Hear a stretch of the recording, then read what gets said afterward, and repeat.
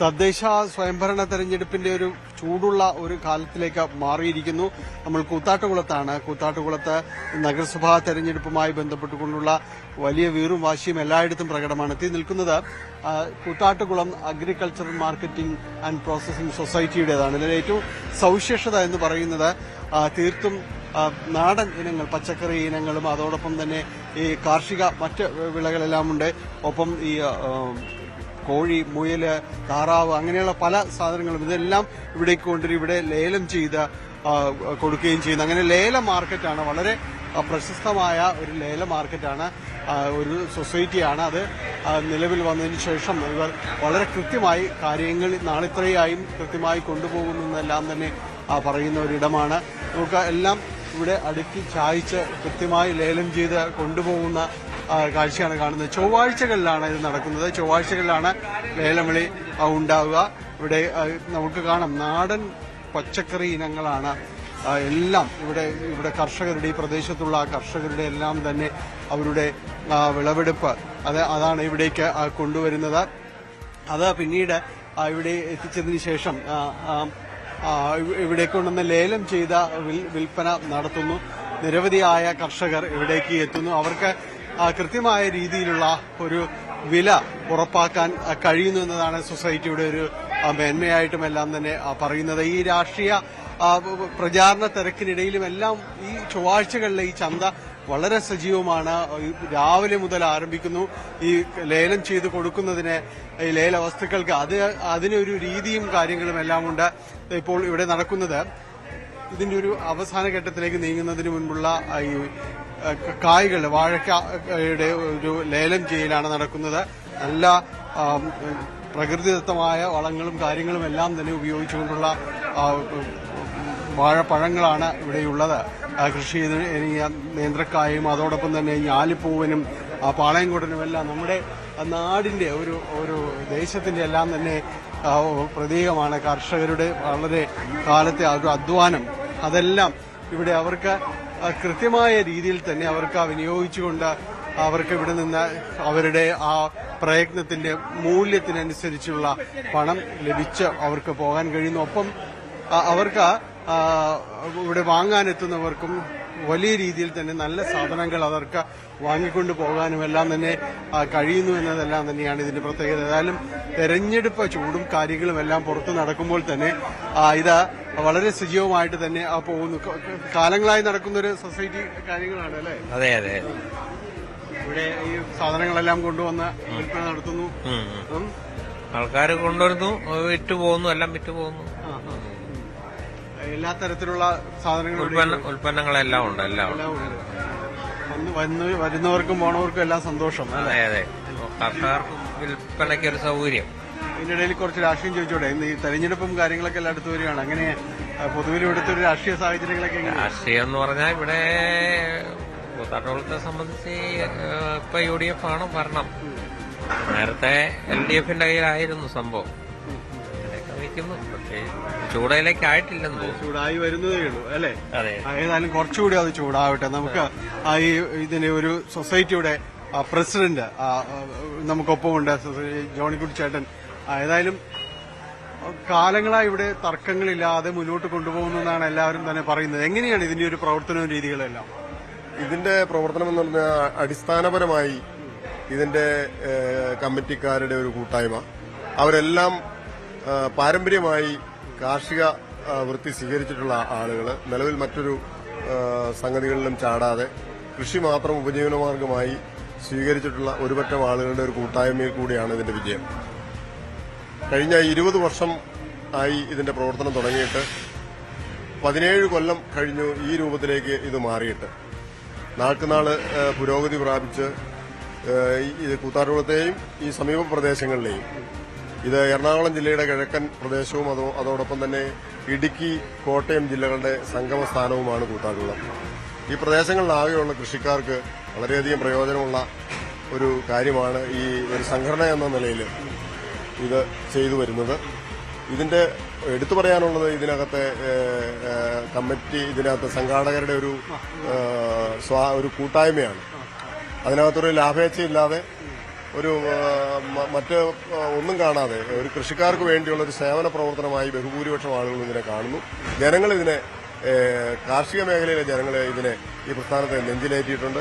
കേരളത്തിൽ ഇത്രയും ഭംഗിയായി പ്രവർത്തിക്കാൻ കഴിയുന്നു എന്നുള്ളതിൽ ഞങ്ങൾക്ക് വളരെ ഇത് തുടങ്ങിയത് 2005 ഇതിന്റെ പ്രവർത്തനം ആരംഭിച്ചത്. 20 വർഷം പൂർത്തിയാക്കി. ഞങ്ങൾ 20 വർഷം കഴിഞ്ഞ സെപ്റ്റംബർ 20 ഇതിന് 20 വർഷം പൂർത്തിയായത് ആഘോഷിച്ചു. ഏതെങ്കിലും രീതിയിലുള്ള സർക്കാർ സഹായം അങ്ങനെ ഒരു വിധത്തിലുള്ള സർക്കാർ സഹായം ഇന്നുവരെ നാളിതുവരെ നമുക്ക് ലഭിച്ചിട്ടില്ല. നമ്മൾ ഇത് കൂത്താട്ടുകുളം മുനിസിപ്പാലിറ്റി ചെയ്തു തന്നിട്ടുള്ള ഒരു കുറഞ്ഞ വാടകയ്ക്ക് ചെയ്തു തന്നിട്ടുള്ള ഒരു സഹായം മാത്രമാണ് ഇതിനകത്ത് ഇത് കിട്ടിയിട്ടുള്ളത്.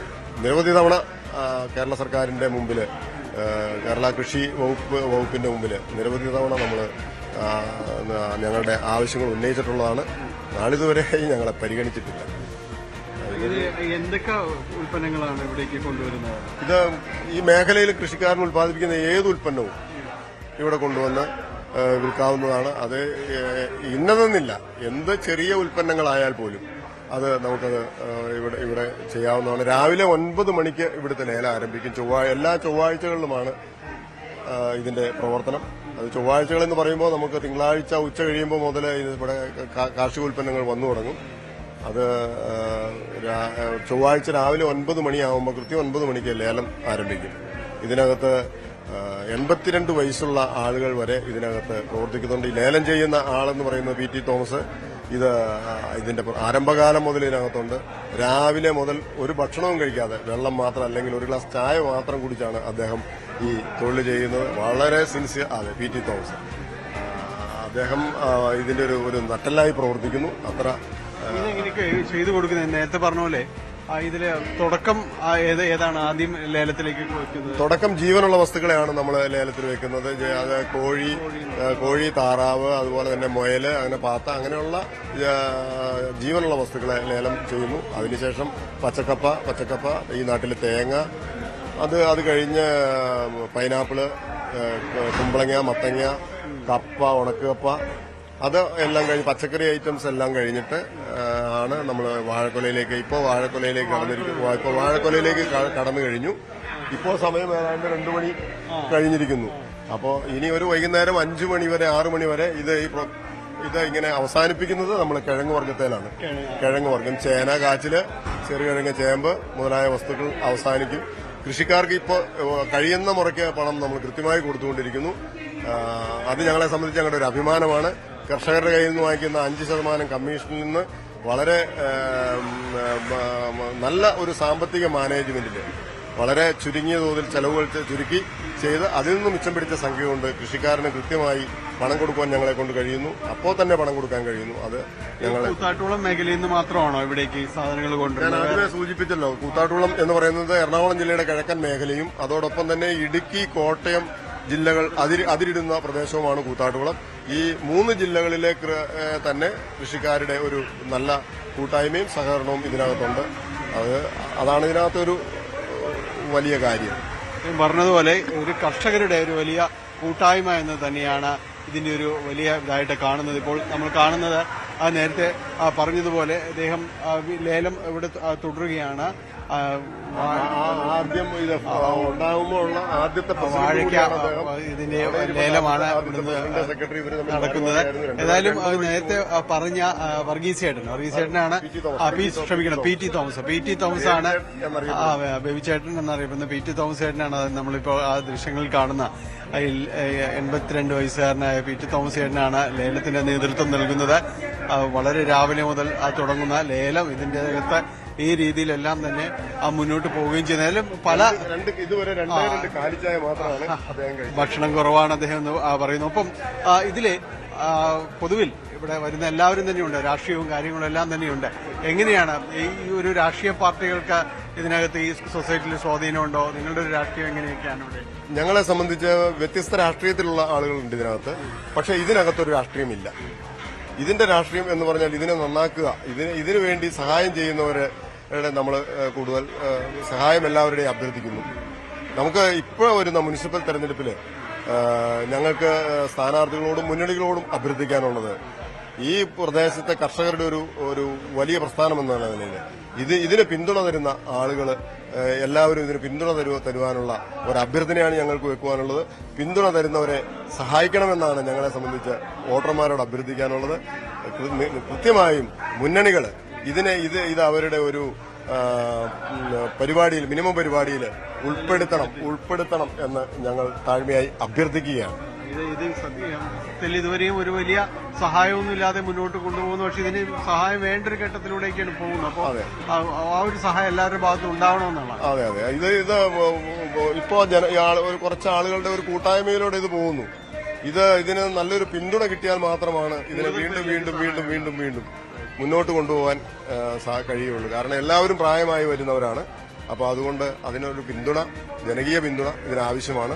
അതുകൊണ്ട് ഭരണകർത്താക്കളുടെ ഇടയിൽ നിന്ന്, തദ്ദേശ സ്വയംഭരണ സ്ഥാപനത്തിന്റെ ഭരണകർത്താക്കളുടെ ഇടയിൽ നിന്ന് നല്ലൊരു പിന്തുണ ലഭിക്കണം എന്നുള്ളത് ഈ തെരഞ്ഞെടുപ്പിൽ നമ്മൾ മുന്നോട്ട് വയ്ക്കുന്ന ഒരു പ്രധാന ആവശ്യം ഞങ്ങളെ സംബന്ധിച്ച് ഒരൊറ്റ ആവശ്യമേ ഉള്ളൂ. ഈ വിപണിയെ സംബന്ധിച്ച് വിപണിക്ക് പിന്തുണ തരുന്ന ആളുകളായിരിക്കണം കടന്നു വരേണ്ടത്. കാരണം ഇതൊരു കാർഷിക മേഖലയിൽ ഊന്നിയുള്ള ഒരു സാമ്പത്തിക ഉള്ള ഒരു പ്രദേശമാണിത്. ആയതിനാൽ ഈ പ്രസ്ഥാനത്തിനൊരു പിന്തുണ നൽകുന്ന ആളുകളായിരിക്കണം കടന്നു വരേണ്ടത്. അവരെ ഞങ്ങൾക്ക് പിന്തുണ തരണമെന്നാണ് ഞങ്ങളുടെ അഭ്യർത്ഥന.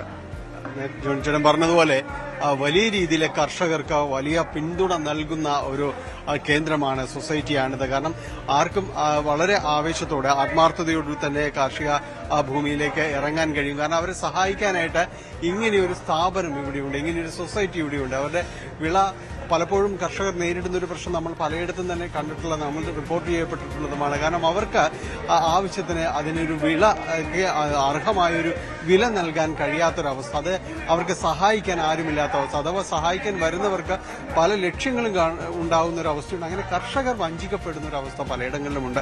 പക്ഷെ കൂത്താട്ടുകുളത്തേക്ക് വരുമ്പോൾ കാഴ്ച വ്യത്യസ്തമാണ്. കാരണം അവർക്ക് ധൈര്യത്തോടെ കയറി ചെല്ലാൻ, അവരുടെ ഉൽപ്പന്നങ്ങളുമായിട്ട് കടന്നു ചെല്ലാൻ എല്ലാം തന്നെയും തങ്ങൾക്ക് ഒരു ഇടമുണ്ട് എന്നവർ പറയുകയും എല്ലാം തന്നെ ചെയ്യുന്നു. അതുകൊണ്ട് അവർക്ക് ഈ സ്ഥാപനത്തിൽ, ഈ സൊസൈറ്റിയിലുള്ള വിശ്വാസം വളരെ വലുതാണ്.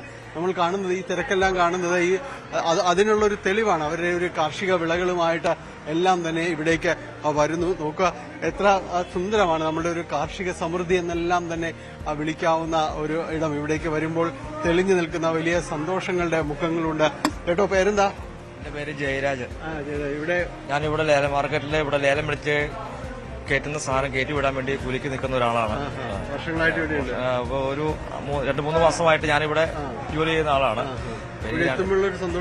സന്തോഷം നമ്മളിങ്ങനെ കാർഷിക വിളവുകൾ കാണുമ്പോൾ, നമ്മൾ ചെറുപ്പത്തിലെ കാണുമ്പോഴുള്ള ഒരു സന്തോഷം നമുക്ക്, അത് നമ്മൾ കാണാത്ത നമ്മളെ പണ്ട് കാലത്ത് ചെറുപ്പങ്ങളിൽ കണ്ടുകൊണ്ടിരുന്ന പല വിളകളും ഇവിടെ കാണാൻ സാധിക്കുന്നുണ്ട്. ഇപ്പോഴത്തെ തലമുറയ്ക്ക് ഇഷ്ടപ്പെടാത്ത സപ്പോർട്ടയ്ക്ക, മധുരക്കിഴങ്ങ്, ഉരാളിച്ചേമ്പ്, അങ്ങനെയുള്ള സാധനങ്ങളൊക്കെ ഇവിടെ വരുന്നുണ്ട്. അന്ന് എന്റെ ചെറുപ്പകാലത്ത് കഴിച്ചുകൊണ്ടിരുന്ന ഭക്ഷണ സാധനങ്ങൾ എനിക്കിപ്പോ ഇവിടെ നേരിട്ട് കാണുവാൻ സാധിക്കുന്നുണ്ട്. ഇപ്പോഴത്തെ തലമുറയ്ക്ക് അത് അങ്ങനെ പിന്നെ സന്തോഷമുണ്ട്. പിന്നെ അതിനകത്തൊരു പങ്കാളിയാവാൻ സാധിച്ചാലും എനിക്കറിയാൻ സന്തോഷമുണ്ട്.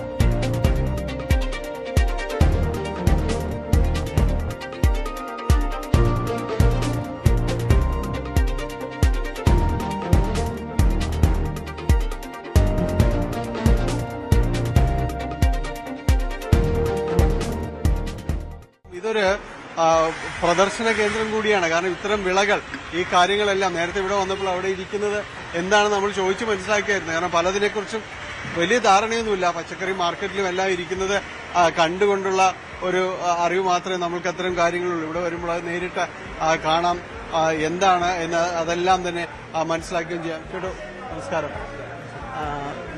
ഇത് ഇതിന്റെ ഒരു പ്രവർത്തനം നേരത്തെ ജോൺകുട്ടി ഞാൻ പറയുമായിരുന്നു. ഇത് തുടങ്ങിയ കാലത്തെല്ലാം തന്നെ വലിയ രീതിയിലുള്ള ഒരു സഹായം കർഷകരൊക്കെ ഒരുപാട് പേര് വന്നിരുന്നു. തുടങ്ങിയ കാലത്ത് കുറവായിരുന്നു. അത് കഴിഞ്ഞ് ഓരോ വർഷവും ഇങ്ങനെ കൂടി നല്ലൊരു നിലയിലേക്ക് എത്തുകയായിരുന്നു.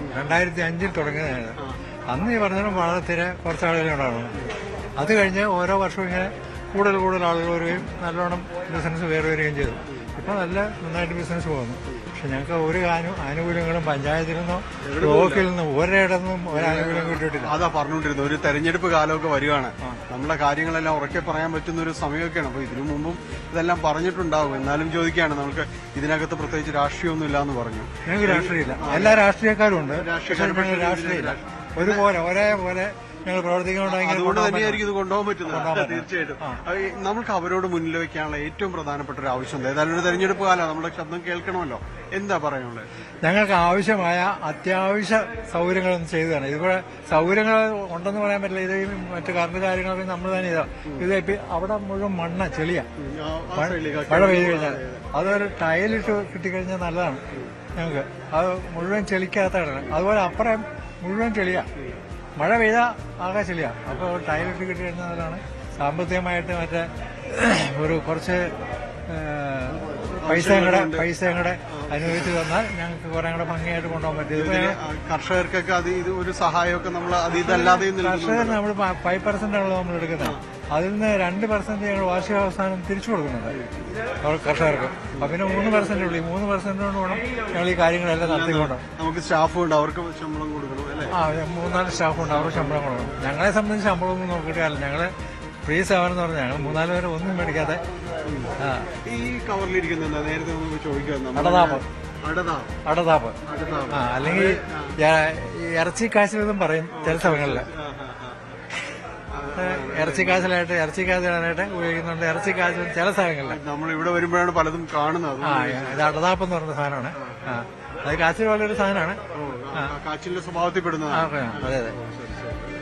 ഇവിടെ വന്നു പോകുന്ന കർഷകർ, ഇവിടെ കൊണ്ടുവരുന്ന കർഷകരുടെ എണ്ണം കുറയും. എല്ലാവരും ഈ കൃഷി കുറയുന്നു, നഷ്ടമാണ് എന്നെല്ലാം തന്നെ പറയുമ്പോൾ നമ്മൾക്ക് എങ്ങനെ അനുഭവപ്പെടുന്നു? ഇവിടേക്ക് ആളുകൾ കൂടുതലായിട്ട് അങ്ങനെ കുറെ സാധനങ്ങൾ വരുന്നുണ്ട്, കുറയുന്നില്ല. പക്ഷെ വാഴക്കുലകളും മറ്റു കാര്യങ്ങളൊക്കെ കുറച്ച് കുറഞ്ഞു പോയിട്ടുണ്ട്. അതിപ്പോ ഇതിനല്ല, നമ്മുടെ സാഹചര്യങ്ങൾ എന്ന് പറഞ്ഞാൽ കാലാവസ്ഥയ്ക്ക് വന്ന ഒരു കുഴപ്പമുണ്ട്. വാഴകള് ഇപ്പൊ ഇഞ്ചി തന്നെ ഉണ്ടല്ലേ, മുഴുവൻ നശിച്ചു പോയി. അടുത്ത കൊല്ലം ഇഞ്ചി നടുവെന്ന് അറിയാൻ പറ്റാം. കാരണം വിത്ത് കിട്ടുമെന്ന് അറിയാൻ പറ്റാം. അത്രയും നശിച്ചു പോയി ഇഞ്ചി. അതുപോലെ വാഴയാണെങ്കിലും വാഴ ആണെങ്കിലും കാലാവസ്ഥയ്ക്ക് ഉള്ള കുഴപ്പം കൊണ്ട് കുറെ നാശം വന്നിട്ടുണ്ട്. ഇപ്പൊ തന്നെയാണെങ്കിലും ഞാൻ നട്ട ഒരു 3-4 വാഴ മറിഞ്ഞു. ഏത്തവാഴയെ വേരില്ല. അപ്പൊ പുതിയ തലമുറയുണ്ടല്ലോ, നമ്മുടെ പുതിയ തലമുറയ്ക്ക് അടുപ്പം കുറയുന്നു കൃഷിയോട്, അങ്ങനെയൊക്കെ തോന്നിയിട്ടുണ്ടോ ഇവിടെ വന്നു പോകുന്നവരൊക്കെ? ഇവിടെ ഞങ്ങൾക്ക് അങ്ങനെ തോന്നുന്നില്ല. പക്ഷെ പൊതുവെ കൃഷി സ്ഥലത്തേക്ക് ഇറങ്ങാതെ എന്തെങ്കിലും ഉദ്യോഗം കിട്ടണമെന്നുള്ളതാണ് കൂടുതൽ പഠിക്കുന്ന ആളുകളാണ് കൂടുതലും. എന്റെ മക്കളെ നന്നായിട്ട് പഠിപ്പിച്ച് വിടണമെന്നുള്ള ആ ഒരു ചിന്താഗതി കാരണമാർക്കുണ്ട്. അപ്പൊ അതിന്റെ ഒരു കുഴപ്പം. അതിനുള്ള ഒരു മൂല്യം, ഇത് റിട്ടേൺ കിട്ടുന്ന പൈസ നമ്മൾ കൃഷിക്ക് ഇറക്കുന്നത് നഷ്ടമാണ്, അല്ലെങ്കിൽ അവർ മറ്റു തൊഴിൽ ഇപ്പോഴത്തെ സംബന്ധിച്ച് കൃഷിക്ക് ഇറക്കുന്ന പൈസ മൊത്തം നഷ്ടമാണ്. നമുക്ക് യാതൊരു കാരണവശാലും മുതലായി കിട്ടുന്നില്ല. ഒന്ന്, കൂലിച്ചെലവ് ഭയങ്കരമാണ്. 1000-1200 രൂപ ഒരാളുടെ കൂലിച്ചെലവ് ഒരു ദിവസത്തെ. അതുപോലെ മറ്റ് ചെലവുകൾ, വളങ്ങളുടെ വില ഭയങ്കരമായിട്ട് വില കൂട്ടിക്കളഞ്ഞു. പൊട്ടാഷിനൊക്കെ എന്ത് വില കൂട്ടിക്കളഞ്ഞു. അപ്പൊ അത് കാരണം അതിന്റേതായ ഒരു യൂറിയ പൊട്ടാഷാണ് നമുക്ക് ഏറ്റവും കൂടുതൽ വളം വേണ്ട ഒരു സമയമാവുന്നു. സമയമാവുന്നു. ആദ്യകാലത്തുണ്ട്, അതായത് തുടങ്ങിയത് അപ്പച്ചൻ നേരത്തെ കാണിച്ചതിന്റെ ജോൺചേട്ടൻ പറയാറുണ്ട്, ഈ സൊസൈറ്റി സ്ഥാപിക്കപ്പെട്ട ആളുകളിൽ ഒരാളാണ്. ഇപ്പോഴും വളരെ സജീവമായിട്ട് ഇവരെ പോലുള്ളവർ ഇവിടെ നിൽക്കുന്നു എന്നത് തന്നെയാണ് ഇതിനെ കൈപിടിച്ച് മുന്നോട്ട് നടത്തുന്നത്. അതിൽ ഒരു സംശയവുമില്ല. ഏതായാലും ഇവിടേക്ക് വരുന്നവരെ കാത്തിരിക്കുന്നത് ഈ അനവധിയായ ഈ നമുക്ക് കൗതുകം തോന്നുന്ന പല ഈ കൃഷി വിളകളുമെല്ലാം തന്നെയുണ്ട്. ഒരുപക്ഷെ അതെല്ലാം ഈ നഗരങ്ങളിലേക്ക് അങ്ങനെ കാര്യമായിട്ട് എത്തുന്നില്ലാതെ ഇവിടങ്ങളിലെല്ലാം തന്നെയാണ് കൂടുതലായിട്ട് പോകുന്നത്. ഇതുപോലുള്ള കാര്യങ്ങൾ എല്ലാം തന്നെ മുന്നോട്ട് പോവുകയും ചെയ്യുന്നുണ്ട്. എങ്ങനെയുണ്ട്? ഇത് ചൊവ്വാഴ്ച മാത്രമേ ഉള്ളൂ അല്ലേ? വളരെ സജീവമാണ്. ഏതാണ് ഇവിടെ ഏറ്റവും അവസാനം വരുമ്പോഴേക്കും ഇപ്പൊ കിഴങ്ങ് വർഗ്ഗമാണ് ഏറ്റവും ഈ പ്രദേശത്തേക്ക് വരുമ്പോൾ ഏതാണ് കൂടി തേങ്ങ മറ്റേ ഇതൊക്കെ മാറ്റി നിർത്തിയിട്ടുണ്ടെങ്കിൽ വാഴക്കുലകളും കാര്യങ്ങളും അതൊക്കെയാണോ കൂടുതലായിട്ട് പയർ വാഴക്കുളം ഏത് കൂടുതൽ വരുന്നത്? ഒരു കൃത്യമായ വിലയൊക്കെ കർഷകർ കിട്ടുന്നുണ്ട്, ന്യായമായിട്ട് കിട്ടുന്നുണ്ട്. ഈ പ്രശ്നമില്ല, ആളുകൾ എന്ത് ചെയ്യും കൂടുതൽ വന്നാല് അങ്ങനെ നന്നായിട്ട് പോകുന്നുണ്ട്. എവിടേക്ക് ഈ പ്രദേശത്ത് തന്നെയാണോ അതോ ഇവിടുന്ന് ഇതിന് പുറത്ത് കൊച്ചിയിലേക്ക് അടുത്തെല്ലാം വരുന്നുണ്ട്. അതായത് എല്ലാ അകലും ഇപ്പൊ കൊല്ലത്ത് ഓമല്ലൂരിൽ നിന്നൊക്കെ ആൾക്കാർ സാധനം വാങ്ങിക്കാൻ വരുന്നുണ്ട്. അത്രയ്ക്ക് നല്ല പേരുണ്ട്. ഇതോ കിഴങ്ങും കാച്ചിലും ചേമ്പൊക്കെ വന്നതും ഈ ഭാഗത്ത് തന്നെ എല്ലാം ഇവിടുന്ന് തന്നെയാണ്. നേരത്തെ സംസാരിച്ചപ്പോ പറയുന്നു കുറെ കൂടി സൗകര്യങ്ങളും കാര്യങ്ങളും കൂടി വേണമെന്ന് പറയുന്നുണ്ട്. അതുകൊണ്ട് നമ്മൾ അതിന്റെ ഒരു നമ്മുടെ മുനിസിപ്പാലിറ്റി വ്യവസ്ഥ നമുക്ക് ഉണ്ടായിട്ടില്ല.